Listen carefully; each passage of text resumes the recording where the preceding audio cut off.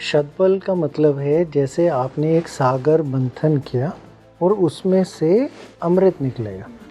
तो षटबल वो अमृत है पूरी हमारे कैलकुलेशन सिस्टम का। षट मतलब 6 शक्तियों को जब हम एक ग्रह की नापते हैं तो उससे हमें ये समझ में आता है कि ग्रह सच में हमें क्या रिजल्ट देगा या नहीं देगा। हाँ, एक डीपर लेवल पे हम उस ग्रह की स्ट्रेंथ को देख रहे हैं। आपके according retrograde planets are not weak? नहीं, they are the most with the strength. सबसे ज्यादा स्ट्रेंथ उन्हीं के पास तो है। फिर लोग डरते क्यों है रेट्रोग्रेड से इतना? जब कुंडली में देखते डराते हैं वो ज्योतिषी होते हैं, आदमी नहीं डरते, ज्योतिषी डराते हैं। अगर दोपहर को सूर्य होगा तो कौन से घर में होंगे? 12-1 बजे। हाँ, 10th। बिल्कुल परफेक्ट। और इसी के अंदर जब शाम होगी तो वो 7वें में चला जाएगा, और जब तक रात होगी तो 4th में चला जाएगा। ऐसे में ये इसका पूरा साइकिल है। Yeah. ठीक है, ईस्ट से राइज होता है, इससे हमें डायरेक्शंस भी मिलती है। अब इसी डायरेक्शंस को हम आगे पकड़ के अगर बोलें तो एक आम आदमी को कितना आसानी से ये चीज़ समझ में आती है ना कि सूरज दोपहर को सबसे शक्ति पे होता है तो 10वें घर में सबसे शक्ति पे। वाओ, इसीलिए कहते हैं ना कि 10th का सन इज द मोस्ट पावरफुल। कितनी पावर मिल रही है, दिक्पल मिल गया उसे। तो चंद्र कहाँ पे स्ट्रांग होना चाहिए? रात को। तो रात कहाँ होने वाली है? 4th में। बिल्कुल परफेक्ट। दिस इज हाउ कि हम उसको स्ट्रेंथ देखते हैं। अब इसमें राशियां भूल जाइए। हाँ, दिग्बल। अब देखो दिक्पल के अंदर ना एक और आपको ना बड़ी इंटरेस्टिंग सी चीज बताते हैं। इंटरेस्टिंग ये है, मंगल अगर समझ लीजिए 10वें घर में बैठे हैं, ठीक है, और फिर किसी की कुंडली में मंगल 3रे घर में बैठे हैं। आप बोलेंगे 3रे घर का तो भाव कारक मंगल है। मंगल है, करेज वैसे ही रिप्रेजेंट करता है, और 3रा भाव भी पराक्रम का है। पराक्रम का है, कितना बढ़िया ना, सुनने में अच्छा लगता है।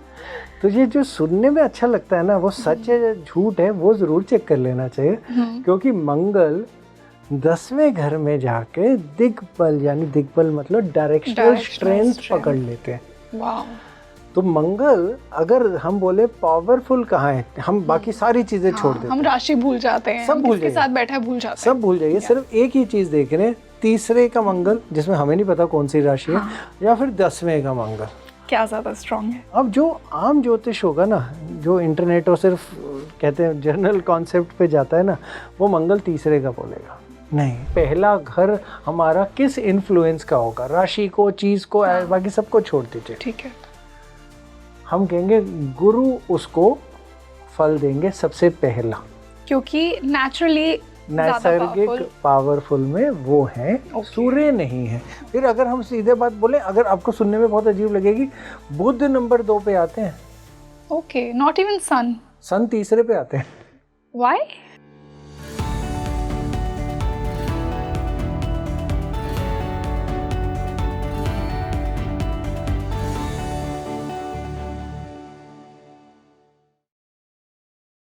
Hello everybody, this is your host Rangoli Sharma and a very warm welcome to your favorite spiritual podcast Speaking Tree। देखिए, बहुत से लोग ऐसा कहते हैं कि मेरी कुंडली में तो जुपिटर बहुत स्ट्रांग है, शनि बहुत स्ट्रांग है, ये पर्टिकुलर हाउस बहुत स्ट्रांग है, अच्छी दृष्टि है, बेनिफिक प्लैनेट्स की दृष्टि है, अच्छी दशाएं चल रही हैं, फिर भी रिजल्ट्स क्यों नहीं आ रहे? क्योंकि हम कहीं ना कहीं सुपरफिशियल लेयर्स पे हमारी कुंडली को पढ़ते हैं। आज मैं आपके लिए एक डीपर टॉपिक लेकर आई हूँ जिससे आपको अपनी कुंडली की स्ट्रेंथ, वीकनेस पता लगेगी। षटबल। देखिए, ज्योतिष में 6 प्रकार के बल बताए गए हैं जिससे आपको अपने प्लैनेट्स की स्ट्रेंथ्स और वीकनेस का पता लगता है। बहुत ही इंपॉर्टेंट टॉपिक है ये, अगर आपको अपने चार्ट को अच्छे से समझना है, अगर आपको अपने करियर के लिए, रिलेशनशिप के लिए, हेल्थ के लिए, जनरल ओवरऑल पर्सनैलिटी के लिए एक डीपर एनालिसिस चाहिए, तो षटबल जैसे कॉन्सेप्ट को समझना बहुत ज़्यादा इंपॉर्टेंट है। आज जो मेरे साथ गेस्ट जुड़े हैं, उन्होंने इन्हीं 6 बलों को कैसे आप अपनी कुंडली में ढूंढ सकते हैं और फिर कंक्लूड कर सकते हैं कि एक प्लैनेट एक्चुअली में स्ट्रांग है या नहीं। अब मान लीजिए जुपिटर आपकी कुंडली में एक्सॉल्टेड तो बैठा है, बट षटबल में उसे बहुत कम स्कोर मिल रहा है, उसकी स्ट्रेंथ बहुत कम है, तो इसीलिए वो जुपिटर आपको रिजल्ट्स नहीं दे पा रहा है। आज के डिस्कशन में हमने इसी षटबल को बहुत डिटेल में समझा है, तो आप अपनी कुंडली खोलकर बैठ जाइए और जो हमारे गेस्ट आपको बल बता रहे हैं वो अपने प्लैनेट्स के साथ मैच कीजिए और जानिए अपनी कुंडली की स्ट्रेंथ और कैसे आपको प्लैनेट्स आपकी लाइफ में बेनिफिट करेंगे। और इसी खास डिस्कशन के लिए जो गेस्ट मेरे साथ जुड़े हैं, रिनाउंड एस्ट्रोलॉजर हैं, मैं स्वागत करना चाहूँगी गुरुजी डॉक्टर राज का। Sir, welcome back to Speaking Tree. नमस्कार।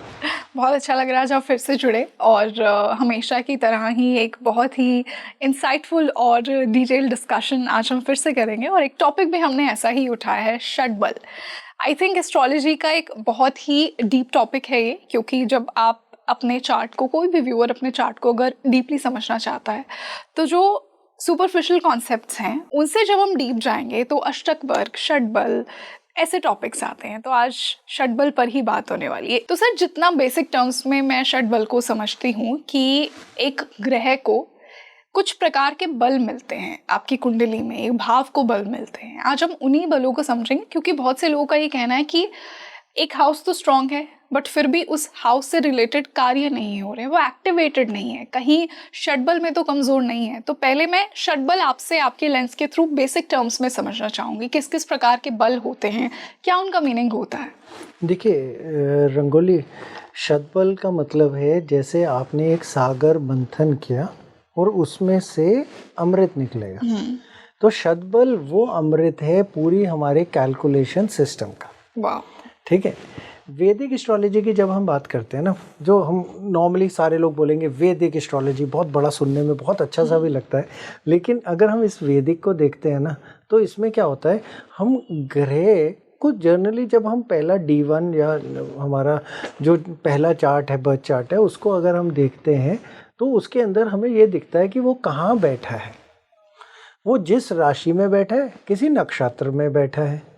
फिर उसके अलावा हम देखते हैं कि उस पर किस किस के एस्पेक्ट आ रहे हैं, या फिर उससे अगला एक स्टेप और हम देख लेते हैं कि उसकी मित्रता किस किस से है, कि यानी वो उस जगह पे बैठ के किस तरह का मतलब कंफर्ट में है या नहीं, कैसे बिहेव कर रहा है। ठीक है। yes. अब अगर हम इसके चीज़ बोलें तो वो एक जर्नल चीज़ उसके अंदर आती है कि हम ये बोलेंगे ग्रह या तो उच्च का है या नीच का है या वक्री है या कॉम्बस्ट है जी, ठीक है।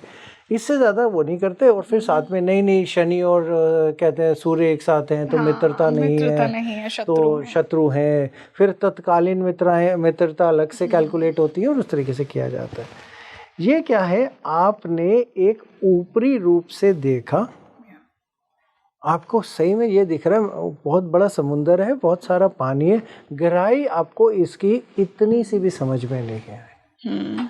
पानी तो समझ में आ रहा है, बड़ी बड़ी लहरें भी आ रही हैं, आप कह रहे हैं अभी इतनी देर के बाद पानी शांत होगा, लेकिन जब आप पानी में उतरेंगे आपको पता ही नहीं गहराई क्या है, और आपको ये नहीं पता नीचे जानवर क्या इंतजार कर रहे हैं, या फिर आप कितना नीचे डूबेंगे, जब बचेंगे भी या नहीं बचेंगे।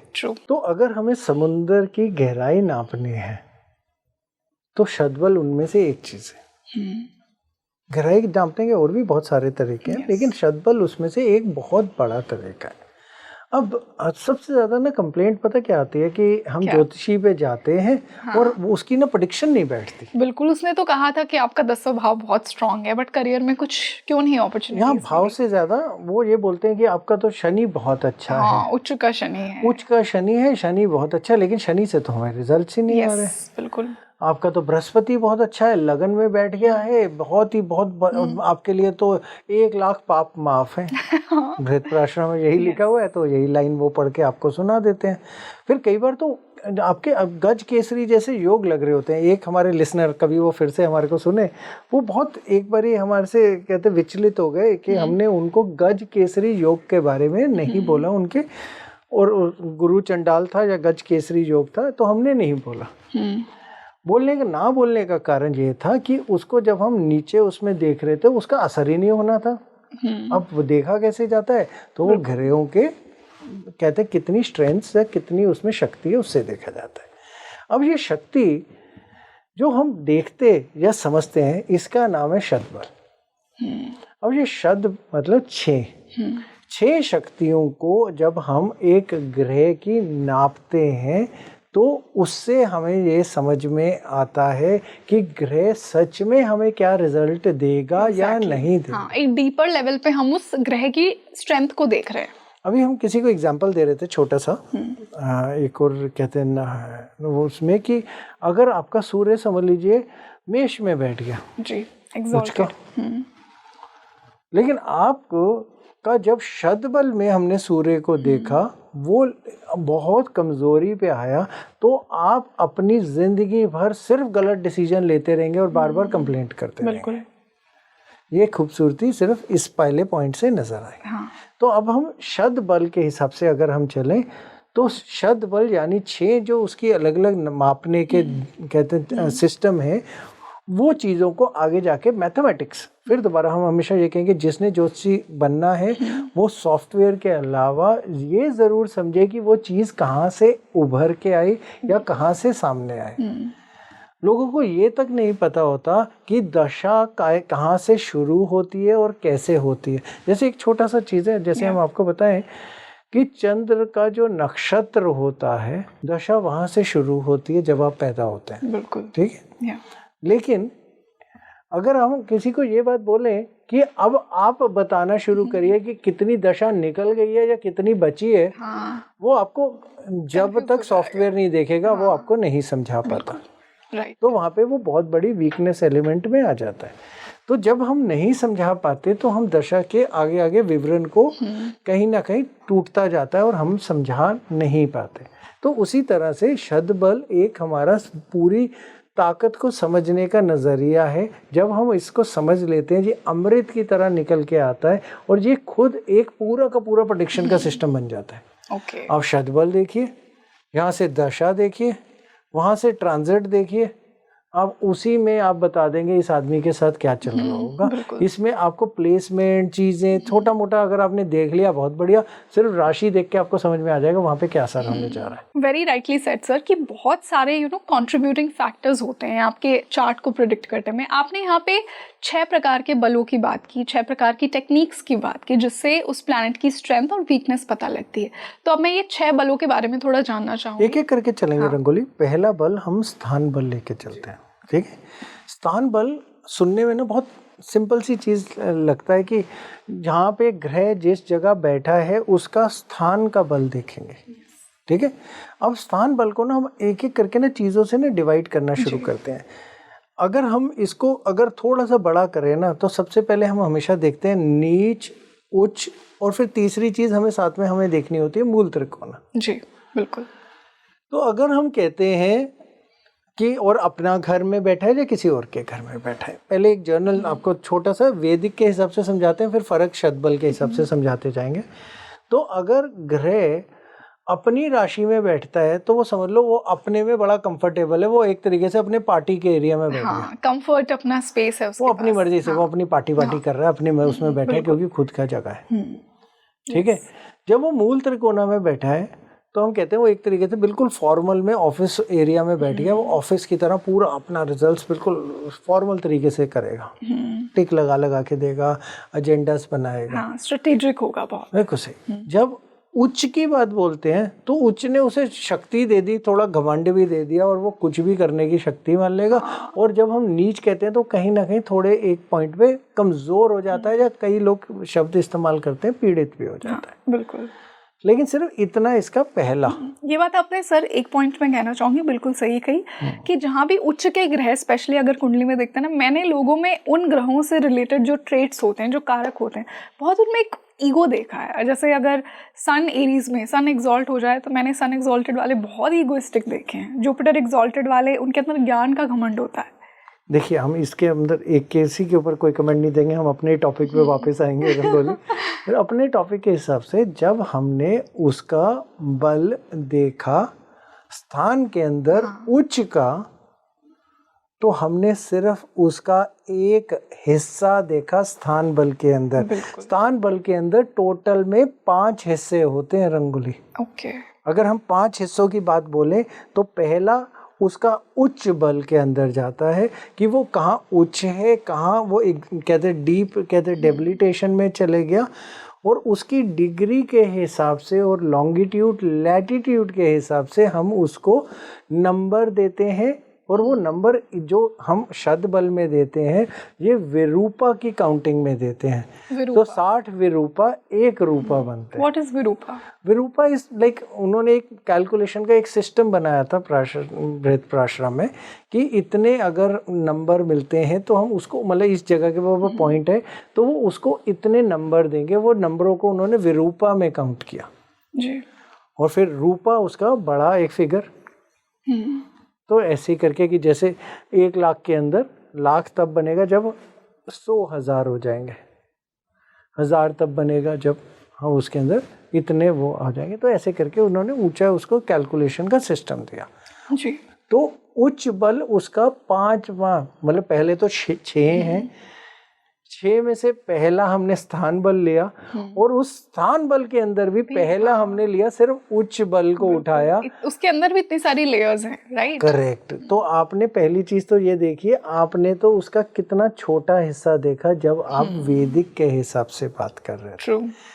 तो उसके अंदर किस किस जगह पे वो बैठते हैं। पहली चीज आप ये समझिए, जब हम शद बल में जाते हैं, शद बल में हम सिर्फ 7 ग्रहों को देखते हैं, इसमें राहु केतु को इंक्लूड नहीं किया जाता, शैडो प्लैनेट्स को नहीं इंक्लूड किया जाता। तो पहली चीज है जी। हमारे सभी जितने भी ऋषि मुनि हुए जिन्होंने भी ये कहते हैं हमारे ज्योतिष की किताबें लिखी, ऑलमोस्ट हर किताब में शतबल या शतबल जैसी कैलकुलेशन का सिस्टम भी आया। यस। तो जो बृहत्पराशर की किताब जो हम समझते हैं वो बिल्कुल परफेक्ट सिस्टम था, क्योंकि जब हम मानतेश्वर की किताब देखते हैं उसमें उन्होंने 2 या 3 पॉइंट में बिल्कुल उससे रिवर्स कर दिया। और जब हम उनकी कैलकुलेशन बल निकालने की करते हैं तो वहाँ समझ से बाहर हो जाती है और वो वीकनेस में दिखाने लग जाता है कई बार बहुत अच्छी स्ट्रेंथ वाले को। तो बृहत्पराशर की कैलकुलेशन को हम मान के आज सारा जितना बात बोलेंगे सब बृहत्पराशर के हिसाब से होगा। तो हमारा पहला एलिमेंट आया उच्च बल, स्थान बल में उच्च बल, ये उसका पहला आया। फिर इसका जो दूसरा एलिमेंट आता है वो सप्तवर्ग बल आएगा। तो हम क्या करेंगे, इसमें सप्तवर्ग में 7 जो हमारे वर्ग चार्ट हैं उसमें वो ग्रह कहाँ जाके बैठ गया उसके हिसाब से उसको स्ट्रेंथ देंगे। तो अगर हम उसके 7 चार्ट्स की बात बोलें तो पहला राशि, फिर दूसरा होरा, फिर तीसरा दृष्कान यानी D3 हमारा, फिर उसी के अंदर अगर हम बोले तो D7 हमारा चार्ट आ गया, फिर नवांश आ गया और फिर दब्दांश यानी D12 आ गया, फिर लास्ट में त्रिमांशा यानी D30 आ गया।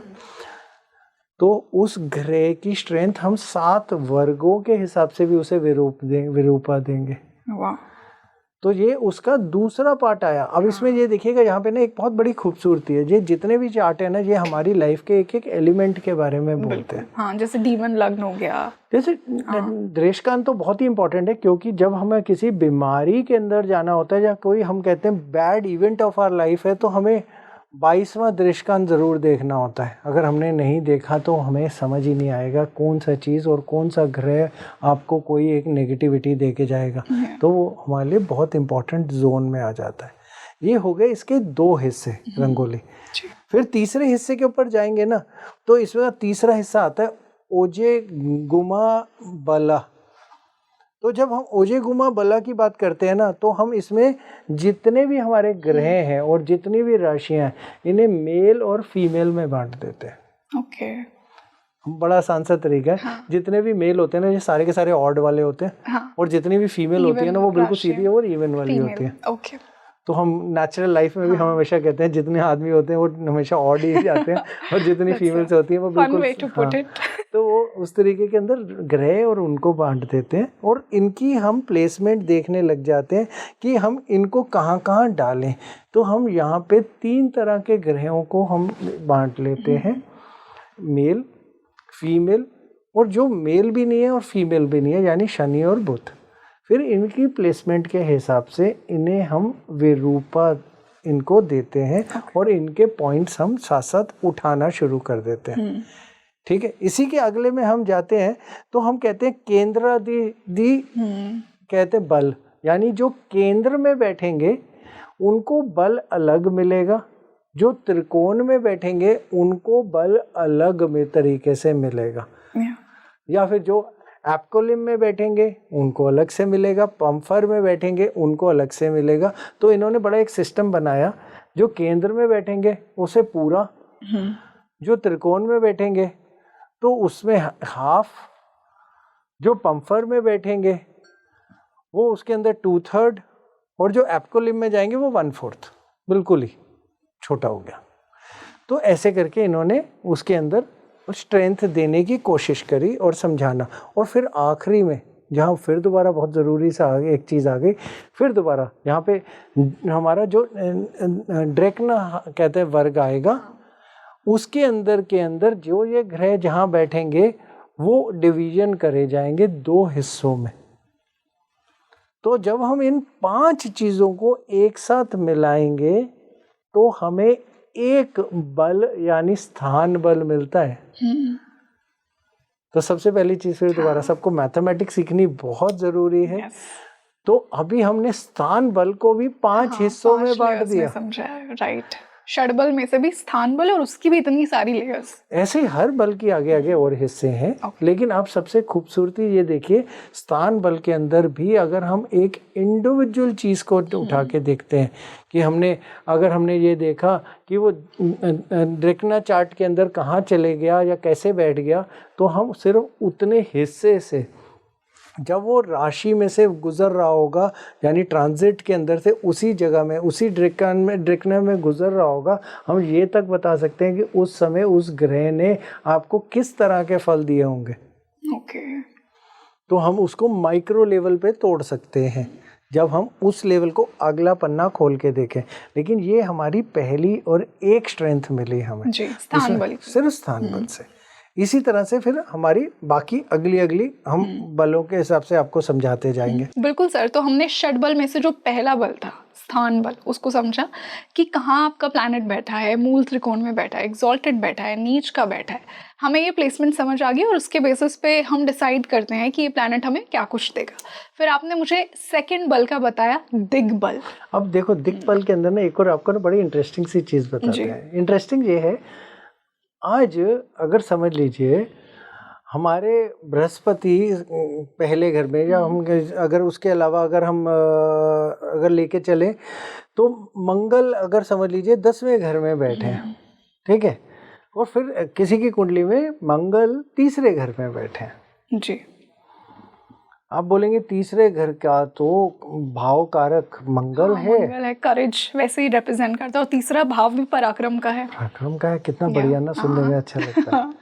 तो ये जो सुनने में अच्छा लगता है ना, वो सच है झूठ है वो जरूर चेक कर लेना चाहिए, क्योंकि मंगल 10वें घर में जाके दिग्बल, यानी दिग्बल मतलब डायरेक्शनल स्ट्रेंथ पकड़ लेते हैं। वाह। तो मंगल अगर हम बोले पावरफुल कहाँ है, हम बाकी सारी चीजें छोड़ देते हैं, हम राशि भूल जाते हैं, सब भूल जाइए, साथ बैठा है भूल जाते हैं, सब भूल जाइए, सिर्फ एक ही चीज देख रहे हैं, तीसरे का मंगल जिसमें हमें नहीं पता कौन सी राशि है, या फिर 10वें का मंगल क्या ज्यादा स्ट्रांग है, क्या स्ट्रांग है। अब जो आम ज्योतिष होगा ना, जो इंटरनेट और सिर्फ कहते हैं जनरल कॉन्सेप्ट पे जाता है ना, वो मंगल तीसरे का बोलेगा। नहीं, मंगल को अपनी जो स्ट्रेंथ मिलती है वो 10वें में मिलती है, क्योंकि हमें डायरेक्शन के हिसाब से चलना है। तो अगर हम एक सिंपल सा एग्जांपल उठाएं तो आजकल के ना, जब हम देखें ना कि जो नॉर्मल ज्योतिष ये भी है ना, उनको ना एक बेसिक्स के अंदर थोड़ा सा देखना बहुत ज़रूरी है, क्योंकि वो ना नॉर्मली सॉफ्टवेयर के चार्ट्स देखते हैं जी। तो जैसे अगर हम एक सिंपल सा जो क्वेश्चन आपको अंदर बताएं कि जब सूर्य राइज करते हैं तो वो पहले घर के अंदर होते हैं, तो चलिए हम आपसे ये बात पूछते हैं कि अगर दोपहर को सूर्य होगा तो कौन से घर में होंगे? 12-1 बजे। हाँ, 10th। बिल्कुल परफेक्ट। और इसी के अंदर जब शाम होगी तो वो 7वें में चला जाएगा, और जब तक रात होगी तो 4th में चला जाएगा। ऐसे में ये इसका पूरा साइकिल है, ठीक है। ईस्ट से राइज होता है, इससे हमें डायरेक्शंस भी मिलती है। अब इसी डायरेक्शंस को हम आगे पकड़ के अगर बोलें तो एक आम आदमी को कितना आसानी से ये चीज़ समझ में आती है ना कि सूर्य दोपहर को सबसे शक्ति पे होता है, तो 10वें घर में सबसे शक्ति पे। वाओ, इसीलिए कहते हैं ना कि 10th का सन इज द मोस्ट पावरफुल, कितनी पावर मिल रही है, दिक्पल मिल गया उसे। तो ये उसका शतबल का दूसरा फीचर। अब इसी फीचर को और ज़्यादा इंटरेस्टिंग करके चलते हैं, तो चंद्र कहाँ पे स्ट्रांग होना चाहिए? रात को। तो रात कहाँ होने वाली है? 4th में। बिल्कुल परफेक्ट। दिस इज हाउ कि हम उसको स्ट्रेंथ देखते हैं। अब इसमें राशियां भूल जाइए, उच्च नीच भूल जाइए, बस हाउसेस का रोल है कि प्लैनेट कौन से हाउस में बैठा है। तो हम इससे इसकी दिग्बल यानी दूसरी स्ट्रेंथ हम निकाल पाते हैं। तो इससे हमें समझ में आता है कि एक ग्रह, अब शनि के अंदर ही चले जाए तो शनि जैसे ही शाम होती है तो शनि स्ट्रांग हो गए, तो वो 7वें में, 7वें में, हाँ, विवाह और पार्टनरशिप के भाव में। बिल्कुल सही। इसीलिए तो जब सुबह का समय होगा गुरु जागेंगे, गुरु शिक्षा देंगे, तो बृहस्पति और हमारे बुध, हाँ, पढ़ाई तो वही है, ज्ञान। तो ऐसे करके डायरेक्शनल स्ट्रेंथ हमारे को बिल्कुल मिलती है इन्हीं ग्रहों को। ये उच्च नीच उनसे बाहर निकल के हम आपको समझाने की वजह है, तो इससे हमारे को दूसरा उनका वो मिलता है। इसी में उनको कुछ विरूपा मिलते हैं, अगर वो इकट्ठे हो जाते हैं तो वो रूपा बन जाते हैं। तो ये इनकी कैलकुलेशन सिस्टम है बृहस्पति का, बहुत सुंदर और बहुत स्टीक और बहुत एक्यूरेट है। Very beautiful sir. तो अगर मैं कंक्लूड करूं प्लैनेट्स के लिए कि जुपिटर और मरकरी जिसका भी फर्स्ट में है, आप राशि मत देखिए, बस ये देखिए कि अगर आपका जुपिटर और मरकरी फर्स्ट में बैठा है तो उसको वो दिग्बल मिला हुआ है। उसी प्रकार अगर आपका सूर्य और मंगल अगर 10th में बैठा है तो वहाँ पे उसे दिग्बल मिला है, मतलब डायरेक्शनल स्ट्रेंथ मिली है। अगर शनि बैठा है 7th में तो वहाँ उसे डायरेक्शनल स्ट्रेंथ मिली है। और अगर मून और वीनस बैठा है तो उसे 4th हाउस में स्ट्रेंथ मिली है। तो अगर हम अब तीसरे बल की बात बोले, शत बल के अंदर ही, तो इसमें आता है काल बल, कला बल, जिसको भी इंग्लिश में अगर हम लिखें, नहीं तो काल बल के नाम से। अब काल बल क्या होता है? आप किसी एक दिन में पैदा हुए होंगे, वो दिन वार यानी कुछ होगा जी, उस टाइम आपकी एक होरा होगी, एक तिथि होगी, महीना होगा, साल होगा, राइट। तो जब हम काल के हिसाब से वो ग्रह आपको कितनी स्ट्रेंथ देगा, हाँ, मतलब उस समय के हिसाब से आपको कितनी स्ट्रेंथ मिली। ठीक है। इसके भी 5 हिस्से हो जाते हैं, लेकिन हम 5 हिस्सों को समझाने में नहीं जाते, मैथमेटिक्स में नहीं जाते, आपके दर्शकों को थोड़ा दूसरे तरीके से समझाते हैं जी। कि अगर हम ये बात बोलें कि जैसे उत्तरायण और दक्षिणायन होता है, तो उन दोनों समय के हिसाब से अगर हम एक ही ग्रह को देखेंगे, उसकी दोनों में उसकी स्ट्रेंथ बदल जाती है। यस। फिर होरा चार्ट में अगर हम जाके डिवाइड करें, जब हम उसको 2 हिस्सों में डिवाइड करेंगे तो ग्रहों की स्ट्रेंथ बदल जाती है। रात में और दिन में उनकी स्ट्रेंथ बदल जाती है। अपने ही दिन पैदा, आप उसी के दिन पे पैदा हुए तो उनकी स्ट्रेंथ बदल जाती है। इस तरीके से बृहस्पति ने उनको एक एक प्राशरा ने, मुनि ने नंबर देने का सिस्टम बनाया। वो नंबर से हमें ये पता चला उनको काल बल कैसे मिला। तो इससे हमारा ना बड़ी एक खूबसूरती पता क्या निकल के आती है कि इससे भी हमारी एक प्रेडिक्शन और एक हमारे सुख और दुख निकल के आते हैं। ग्रह तो बहुत अच्छा है, हाँ, लेकिन हमें रिजल्ट बहुत वीक दे रहा है। बिल्कुल, यही बड़ा क्वेश्चन होता है। ग्रह बहुत बेकार है लेकिन रिजल्ट बहुत अच्छे दे रहा है। यस। अगर आप उसी ग्रह के होरा में या उसी ग्रह की तिथि में या उसी ग्रह की कहते हैं की पावर में पैदा हो गए, तो ग्रह तो बचाने के लिए आपके लिए पहले खड़ा हो गया। इसीलिए तो आप उसी दिन आए, किसी और तिथि को नहीं आए, किसी और समय में नहीं आए। बिल्कुल सही। तो ये माइक्रो लेवल प्रेडिक्शन में भी साथ में काम करना शुरू कर देता है। फॉर एग्जाम्पल सर, अगर मैं ऑडियंस को समझाऊं, मान लीजिए कि आपके चार्ट में शनि वीक है, लेकिन अगर आप शनि के होरा में पैदा हुए हैं, अगर आप शनिवार को पैदा हुए हैं, तो कहीं ना कहीं शनि आपकी लाइफ में, आपकी कुंडली में आपको बैलेंस जरूर करेगा, इतने वीक रिजल्ट्स नहीं दिखाएगा। बिल्कुल सही। तो इसी तरीके से हम अगर देखिए, खूबसूरती देखिए, हम मंथन कर रहे हैं सागर का, तो एक एक करके चीजें निकल रही हैं। जैसे जैसे एक एक चीज निकल रही है, उस एक एक चीज की एक उपयोगिता अलग से निकल के सामने आ रही है। और अगर हम उसकी एक एक चीज़ की उपयोगिता को इस्तेमाल कर रहे हैं, तो वो भी अलग अलग तरीके से औषधि की तरह काम कर रही है। वो हमारे लिए एक एक प्रेडिक्शन निकालती जा रही है। और जिसने ऊपर से देखा था, उसकी हर प्रेडिक्शन के हिसाब के नीचे के वो पन्ने जोड़ती जा रही है कि जब आखिरी पन्ने तक आप रिजल्ट निकाल के बोलेंगे, सिर्फ उतनी सी चीज़ को समझने के बाद आप जो बोलेंगे वो बिल्कुल शुद्ध होगा और वो ही अमृत होगा। तो सर, हमने 3 बलों को समझा, षट बल में से हमने स्थान बल को समझा, हमने दिग बल को समझा और हमने काल बल को समझा। अब चौथा बल कौन सा है जिससे हमारे व्यूअर्स अपनी कुंडली में अपने प्लैनेट्स की स्ट्रेंथ को देख सके? देखिए, यहाँ ना आता है चेष्ट बल। हाँ, चेस्ट बल हमारा हो गया motional strength, movement strength. Yes. अगर एक ग्रह होता है, अगर हम बोलें, तो वो कितनी तरह का एक कुंडली में होता है? सर, जितना मैं जानती हूँ, अगर मूवमेंट की बात करें तो डायरेक्ट हो गया, रेट्रोग्रेड हो गया, बिल्कुल सही है, और एक और अतिचरी हो गया, बहुत आजकल बहुत, हाँ, बृहस्पति इसमें बहुत ज्यादा नाम पे चल रहा है। बस यहीं पे जाके ना हमारी एक नॉलेज में एक लिमिट आ जाती है। जैसे हमने इन 3 चीज को देखते हैं, हम फटाफट जवाब देना शुरू कर देते हैं कि ग्रह स्ट्रांग है या नहीं है या क्या है, कि मुझे तो डायरेक्ट मिला है कुंडली में ग्रह। लेकिन अगर हम इसी को ही आगे भी पढ़ना शुरू करते हैं ना, जैसे हम कहते हैं नीच का ग्रह है, हाँ, कमजोर है, हाँ, हमें लगता है, और फिर हम कहते हैं वक्री है, हाँ, आप कह रहे हैं स्ट्रांग है।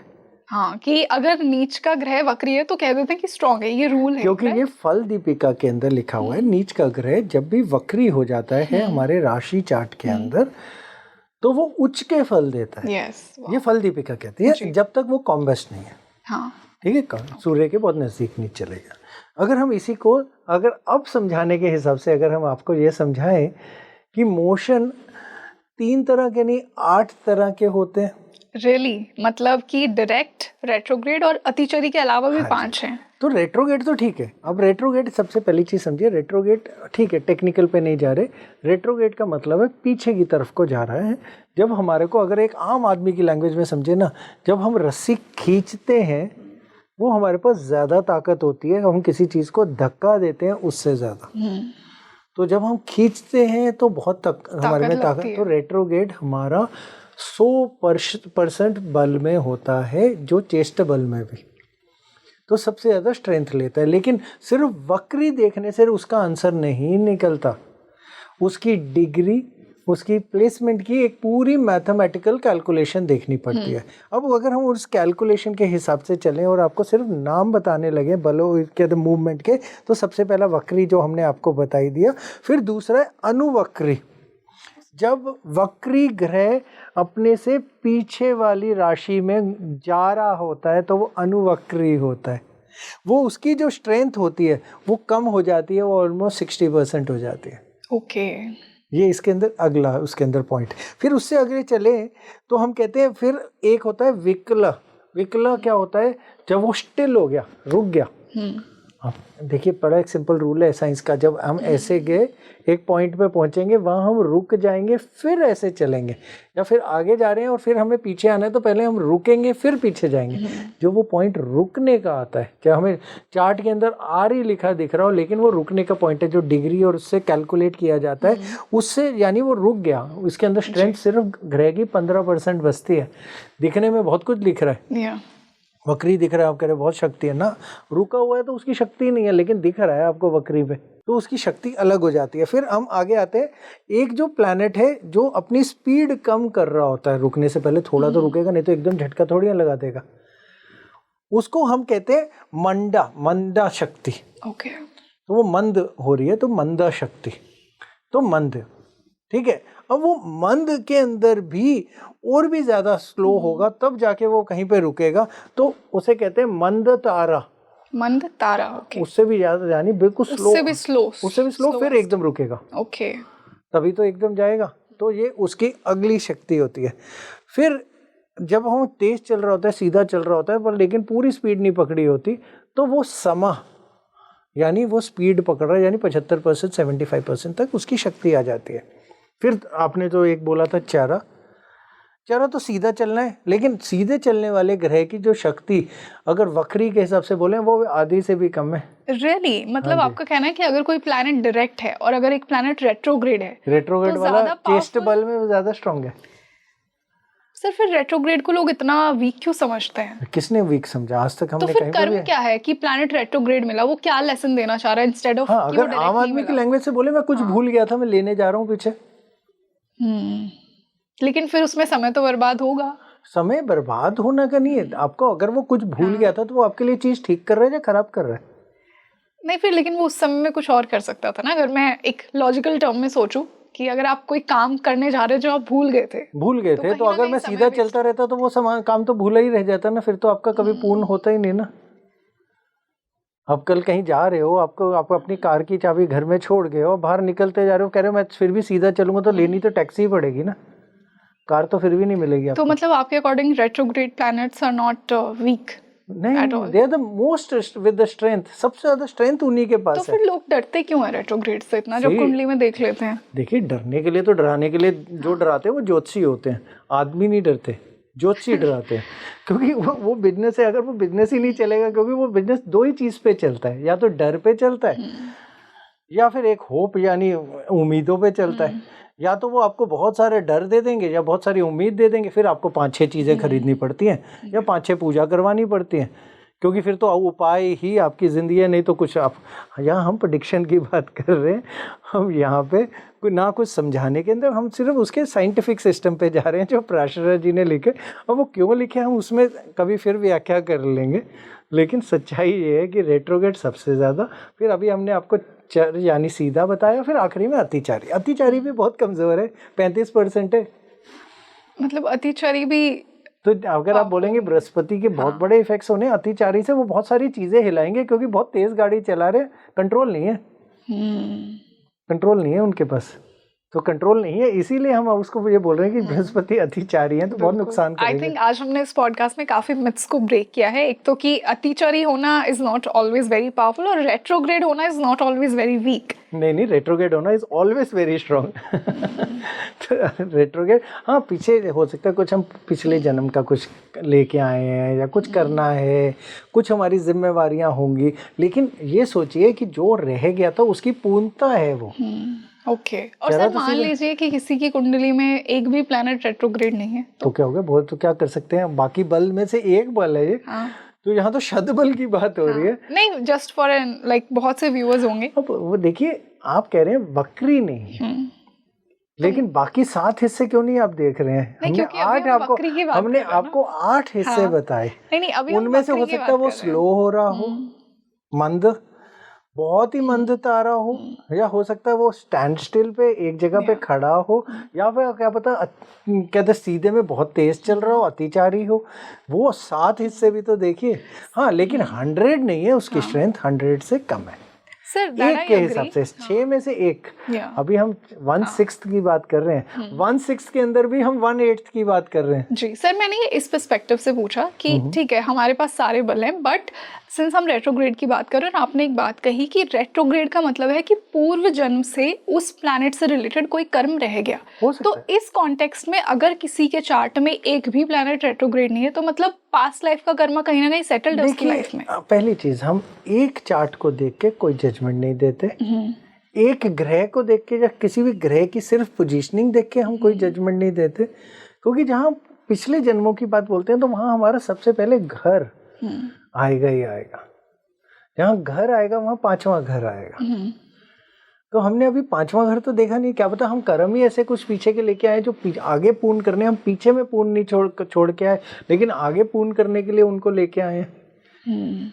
पीछे इनकम्प्लीट नहीं है, लेकिन आगे कंप्लीट करने की जिम्मेवारी पीछे से हम एक बर्डन लेके आए हैं। हम हमेशा सबको ना एक चीज़ बहुत अच्छी समझाते हैं, जो चार्ट्स है ना वो डेस्टिनी चार्ट्स हैं। यानी 60 या 70% हमारा हिस्सा हमारे चार्ट्स लेके हम पैदा होते हैं। बहुत लोग बड़े बड़े अच्छे अच्छे डायलॉग्स बहुत सारे बोलते हैं कि हम पैदा तो गरीब हुए लेकिन मरेंगे गरीब, ये ऐसा नहीं है, ऐसा कुछ नहीं है। पहली चीज़ समझिए, आज आप किसी बहुत बड़े इंडस्ट्रियलिस्ट के, अंबानीज के घर में पैदा हो गए, आपके चार्ट होंगे वीक, लेकिन आपको एक बैठे बैठाए 60-70% डेस्टिनी पहले मिल गई। बिल्कुल। तो आप बहुत अच्छे से ग्रह हैं, लेकिन आप पैदा किसी एक ऐसे वॉर जोन ऑफ अफगानिस्तान में हो गए, या कहीं किसी इजराइल की लड़ाई में गाजा में पैदा हो गए।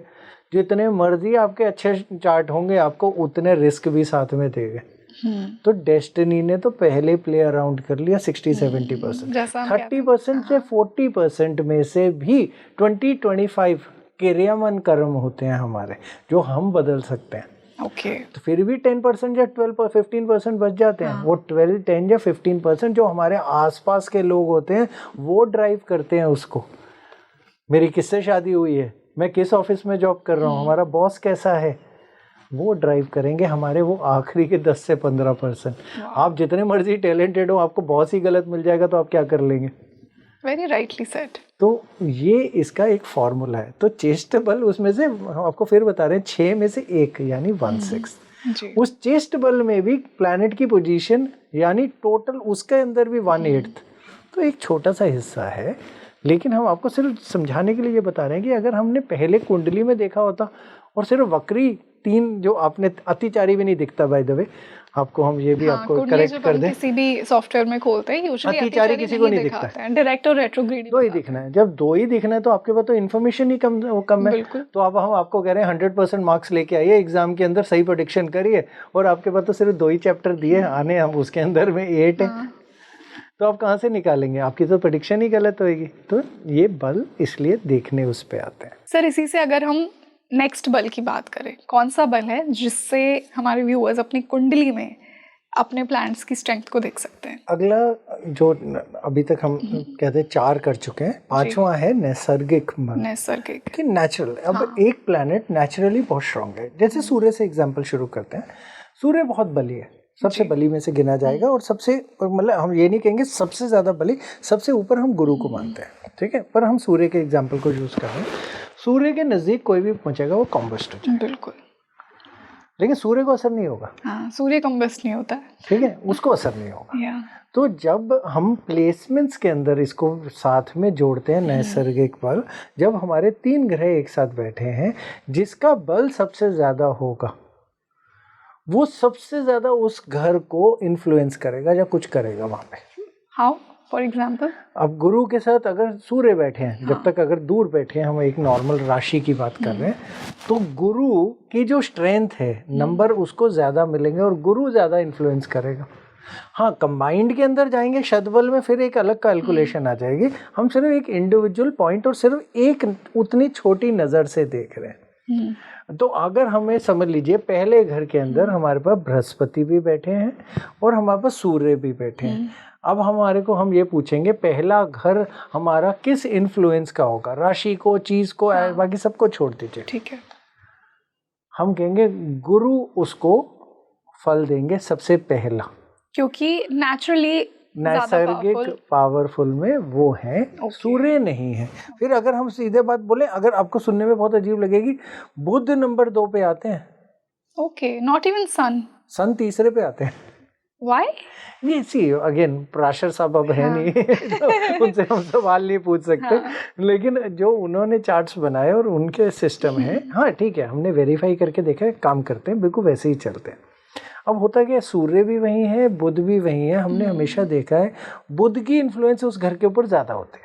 ओके, हाँ, जब तक कॉम्बस नहीं होगा, हाँ, क्योंकि वो नेचुरली पावर है। और इसमें फिर दोबारा वही सारा सिस्टम है कि उन्हें विरूपा देने हैं। तो जैसे गुरु को 34 विरूपा मिलेंगे इससे, तो ये विरूपा को जब सबके विरूपा टोटल करे जाएंगे, उससे समझ में आता है कि हमारा फाइनल परसेंटेज क्या बनेगा किस चीज़ को लेके। तो नैसर्गिक के अंदर जिस चीज़ के अंदर जितनी पावर है, उन्होंने एक नंबर वाइज लिख दिया कि पहले नंबर पे ये और आखिरी नंबर पे वो है। तो अगर पहले नंबर की बात बोलें तो हमेशा गुरु आ गया, आखिरी नंबर की बात बोले तो शनि आ जाते हैं। तो शनि सबसे कम विरूपा देते हैं, यानी सबसे कम ताकत देते हैं। ओके, ठीक है। ये फिर दोबारा आपको पहले सोचिए, क्योंकि आपके लिसनर्स को ये लग रहा होगा अरे शनि और सूर्य एक साथ बैठे हैं तो ये है दुश्मनी है, शनि ज़्यादा है, शनि। अब देखिए हम उसकी अलग अलग स्ट्रेंथ्स के बारे में कर रहे हैं। ये उसका टोटल में 1/6 हिस्सा है, बहुत छोटा हिस्सा है। तो इस चीज़ों को हम जोड़ते जाएंगे तो फाइनल रिजल्ट्स निकलते हैं। लेकिन इंडिविजुअली हम प्रेडिक्शन में इस्तेमाल कर सकते हैं, इसलिए आपको साथ साथ एग्जांपल भी देते जा रहे हैं। तो सर अगर मैं ऑर्डर की बात करूं, जुपिटर इज द स्ट्रॉन्गेस्ट, फिर मरकरी, बुध, सूर्य, चंद्र, शुक्र, मंगल, फिर शनि, मार्स, शनि। ओके, राहु केतु तो शतबल में ही नहीं है ना, शतबल में कैलकुलेशन में नहीं आते। बल सिर्फ 6 को, मतलब इन्हीं 7 ग्रहों को दिए जाएंगे। तो अगर मैं कंक्लूड करूं, मान लीजिए अगर आपके एक हाउस में मरकरी और सैटर्न एक साथ बैठे हैं, तो वहां पे आप पहले मरकरी के पावर को देखेंगे। स्ट्रेंथ आएगी। जब तक डिस्टेंस दूर है, अलाइनमेंट दूर है, अब राशि चीज़ें और जुड़ जाएंगी तो बदल जाएंगे इसके पूरे फल, और एस्पेक्ट्स बदल जाएंगे, चीज़ें बदल जाएंगी, मोशन बदल जाएंगे। बट हम आपको कैलकुलेशन का सिस्टम समझा रहे हैं और इंडिविजुअली। फिर दोबारा आप समझिए, ये एक सागर का मंथन हो रहा है, एक एक करके चीज़ बाहर उभर के आ रही है, और हर चीज़ का एक एक अपना एक रूप और उसकी एक यूजेबिलिटी है। जो चीज़ उसके रूप और यूजेबिलिटी को समझता जाएगा, वो आखिरी में वो सारी चीज़ें जोड़ के उसका अमृत बना देगा। तो हम आपको इसका एक एक सिस्टम इसी हिसाब से पन्ना खोलते जा रहे हैं। तो सर हमने 5 बलों की बात की, एंड आई एम श्योर कि जो भी व्यूअर्स अभी तक अपनी कुंडली में सारे बल मैच कर रहे हैं, वो अब देखेंगे कि अब लास्ट का कौन सा बल बचा है। कहीं यहाँ से तो मेरे प्लैनेट्स को स्ट्रेंथ नहीं मिल रही, तो वो लास्ट बल कौन सा है, उसे कैसे देखें? देखो, लास्ट बल है दृक बल। दृक बल यानी एस्पेक्ट्स। ओके। अब ऐसे तो हमें पता है शनि देव के 3 हैं, मंगल के 3 हैं, बृहस्पति के 3 हैं एस्पेक्ट्स। देखिए ये एस्पेक्ट्स को हम वो एस्पेक्ट्स की तरह नहीं लेके अकेले देख सकते। इसका मतलब अगर कोई एस्पेक्ट ही नहीं है तो इसका मतलब तो कोई हम पे असर ही नहीं है। हाँ, अगर इस तरीके से बोले तो बल ही नहीं मिला हमें तो। yeah. तो पहला चीज, सबसे पहली चीज जो फल दीपिका बोलती है, फल दीपिका ये बोलती है 7वां एस्पेक्ट हमारा सबसे जरूरी देखा जाएगा। 7वीं दृष्टि वो सबसे उच्च पे, सबसे ज्यादा ताकतवर। बाकी चीजों की जब हम कैलकुलेशन करते हैं हम लॉन्गिट्यूड लैटिट्यूड से करेंगे कि पहले से कितना वो दूर चले गए, तो उस हिसाब से उसके उतने गुण कम पॉइंटर्स करते जाएंगे। अगर 0 भी आएगा तब भी उसे पॉइंट तो मिल ही जाएंगे। ओके। हाँ, कम मिलेंगे, बहुत कम मिलेंगे, लेकिन मिलेंगे जरूर। तो ये मैथमेटिकल सिस्टम है, बड़ा कंफ्यूजिंग है लॉन्गिट्यूड लैटिट्यूड समझाना, क्योंकि एक पूरे के अंदर अगर हम सीधी बात बोलें तो हमारे पास टोटल में 360 डिग्री होता है। 360 डिग्री के अंदर फिर हर डिग्री के अंदर किस तरीके से मैथमेटिक्स किया उसको छोड़ देते हैं, लेकिन एस्पेक्ट्स हमेशा ग्रह की शक्ति बढ़ाते या घटाते हैं। लेकिन बढ़ाएंगे ज़रूर, कम बढ़ाएंगे या बहुत ज़्यादा बढ़ाएंगे।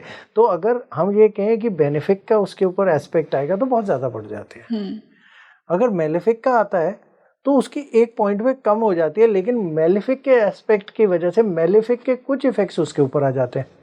Okay. तो अब हम कहते हैं जैसे शनि देव ने समझ लीजिए सूर्य को देखा, तो ये नहीं है कि ग्रहण लग गया और कल सूर्य नहीं उगेगा, फिर भी सूर्य आएंगे कल। वो तो शनि देव ने जब सूर्य को देखा तो शनि देव ने अपने कर्म सूर्य की रिस्पॉन्सिबिलिटी में और ट्रांसफर कर दिया। हाँ, कम करे क्योंकि मेलेफिक था उस हिसाब से। अगर यही बृहस्पति देखते तो उन्होंने तो जिम्मेवारी दे दी, जाओ बच्चों को पढ़ाओ, स्कूल खोलो, कॉलेज खोलो, एक शक्ति प्रदान कर दी अच्छाई की चीज़ों में, तो वो बेनिफिक में। अब मेलेफिक के अंदर भी कैलकुलेशन यहाँ पे बहुत पलट जाती है। मेलेफिक में हमारा हम कहते हैं कृष्ण पक्ष या शुक्ल पक्ष का चंद्र, तो उसमें गुड और बैड वहाँ निकल आता है। फिर उसी में जब बुध की बात बोलते हैं तो बुध अच्छे हैं जब बुरे, वो बुध की खुद की प्लेसमेंट हमारे को बताती है। तो इसमें वो भी थोड़ी सी कैलकुलेशन में कंफ्यूजन आती है, लेकिन ऐसे करके हम इसको जोड़ते हैं। लेकिन हाँ, नेचुरल बेनिफिक्स की बात बोले तो हमारे बृहस्पति और शुक्र तो हमेशा ही बेनिफिक है, और नेचुरल मेलेफिक की बात बोले तो सूर्य, मंगल और शनि तो हमेशा ही मेलेफिक में आते हैं। बाकी 2 ग्रहों के लिए हमें थोड़ा सा करना पड़ता है, और लॉन्गिट्यूड लैटिट्यूड करें तो ये एस्पेक्ट कर देते हैं। अब यहाँ जाके हमारा पूरा शतबल खत्म होता है जब हमने हर चीज़ की कैलकुलेशन कर ली। अब यहाँ पे हम कहते हैं शस्तांशा, यानी अगर 1 डिग्री की परसेंटेजेस हमारे को यहाँ से विरूपा और रूपा के रूप से निकल के आती हैं कैलकुलेशन के तरीके से, और वो परसेंटेज का टोटल हमारे को ये समझाता है कि हमारा ये ग्रह किस शक्ति ऊर्जा पे है। राहु केतु इसमें नहीं है, इसमें 7 ग्रहों के हमने पूरे ये बल निकाल के टोटल कर लिया। अब टोटल करके एक पॉइंट हमने बना लिया एवरेज आउट का। एवरेज के पॉइंट को हम डिफाइन इसलिए नहीं करना चाहेंगे, ये एवरेज बदलती हैं क्योंकि टोटल का कोई वो नहीं है, कई परसेंटेज के सिस्टम है। शशांश मतलब डिग्रीज का परसेंटेज का वो काउंट करता है छोटे छोटे में, तो बहुत छोटा सिस्टम है। लेकिन सॉफ्टवेयर आजकल इस चीज़ों में तो ज़्यादा अच्छे हो गए, इतनी मेहनत कम करनी पड़ती है। तो अगर हमें ये दिखता है, समझ लीजिए, आपको एक छोटा सा एग्जांपल बताते हैं।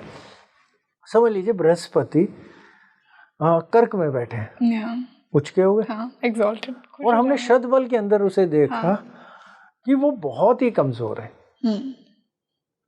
तो वो वैसे रिजल्ट नहीं देंगे। अब रिजल्ट वैसे नहीं देंगे। अब उसकी नेचर भी आप कहोगे यार बृहस्पति तो बहुत अच्छे हैं, बहुत बेनिफिशियल हैं, बहुत ब्लेसिंग देते हैं। ये बहुत सफाई के झूठ बोल रहा होगा ये आदमी। ओके, बहुत सफाई के झूठ बोलेगा, मतलब जो बृहस्पति बहुत कमजोर है, जो झूठ नहीं लगेगा सफाई, क्योंकि उच्च का है। अगर यही नीच का हो जाता, वो हर छोटी छोटी बात पे भी झूठ बोलता, और शायद दुकान में भी घूमने जाता तो कोई ना कोई छोटा सामान भी उठा लेता। तो अब बृहस्पति के दोनों रूप देख लीजिए, है क्योंकि कमजोरी होगी शतबल से।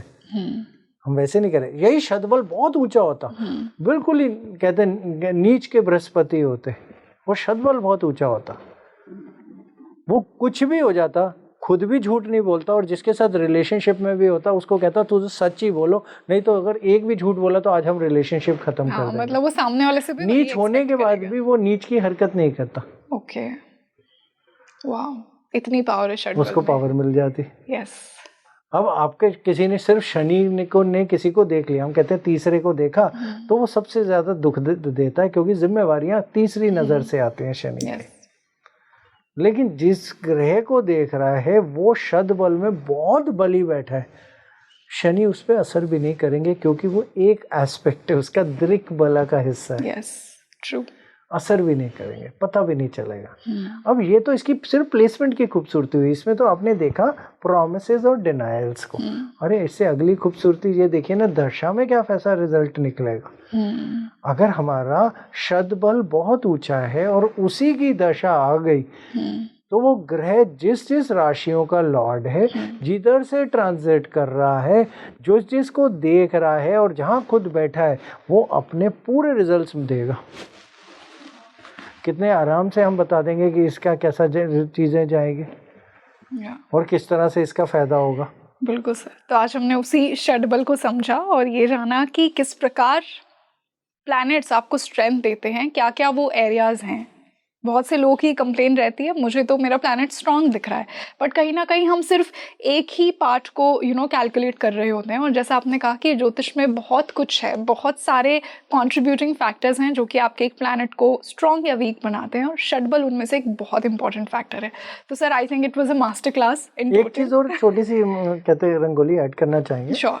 क्या होता है, शतबल ना एक हिस्सा है कैलकुलेशन का, एक और इसके अंदर हिस्सा है विम्शोप का बल।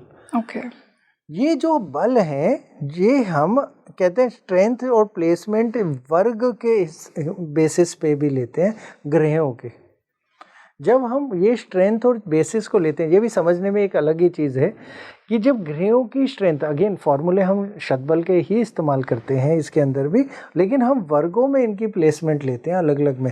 जैसे अगर हम बोले राशि में तो हो ही गया, अगर हम होरा में बोले तो आपकी कितनी वेल्थ होगी, आपके पास कितना पैसा आएगा या नहीं आएगा, होरा में क्या जो हमने बोला। उसके अलावा अगर हम नवांशा में बोलें तो आपकी शादी और आपके रिलेशनशिप कैसे जाएंगे। तो ये अगर हम आपको बोलें कि अगर हमने किसी से कुंडली मिलान कर लिया है और उसके अलावा ये वाले बल अगर हमने साथ में उन्हीं के चार्ट के हिसाब से देख लिए हैं, तो अगर उनके 36 गुण भी मिल रहे होंगे ना, और अगर ये वीक जा रहा होगा ना, आप 1 मिनट में कह सकते हैं ये शादी टिकनी बहुत मुश्किल है। वाह। तो फिर दोबारा वही सवाल किया, जिनके कहते हैं डाइवोर्स होते हैं, क्या उनकी कुंडली मिलान नहीं होता? सबका होता है।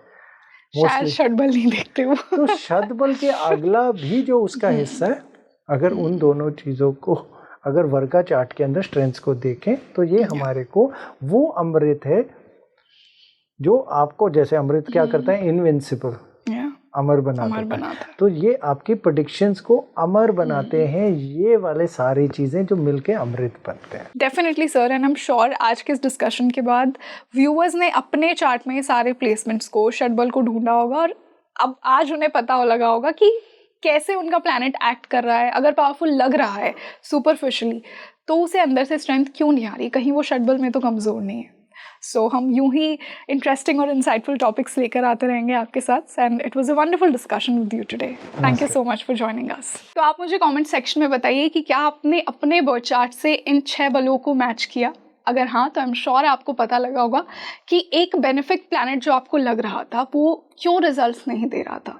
शतबल में उसका आंसर है। आपका कौन सा प्लैनेट सबसे स्ट्रॉन्ग है अकॉर्डिंग टू योर शतबल, मुझे कमेंट सेक्शन में ज़रूर बताइए।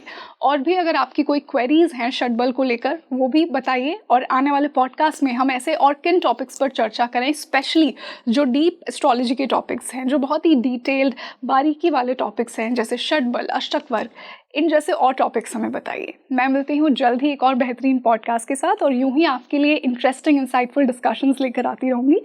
This is your host rangoli Sharma. नमस्ते।